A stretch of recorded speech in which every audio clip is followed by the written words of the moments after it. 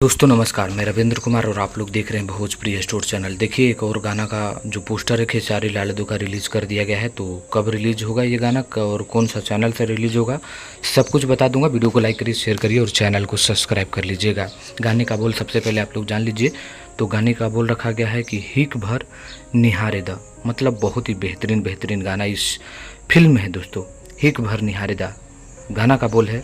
इस गाने को जो है ना बहुत ही शानदार तरीके से खेसारी लाल यादव और कल्पना पटवारी जी ने गाए हैं।